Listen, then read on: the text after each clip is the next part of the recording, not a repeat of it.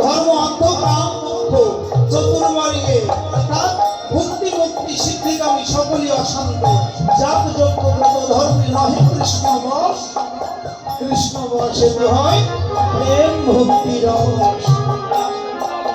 বলছে এই চতুর্বর্গে তাকালে কৃষ্ণকে পাওয়া যাবে না, চতুর্বর্গের ঊর্ধ্বে যেতে হবে, তবে কৃষ্ণ ধন ধরা যাবে। রাধারানী কি করলেন? বধূকে আহ্বান করলেন।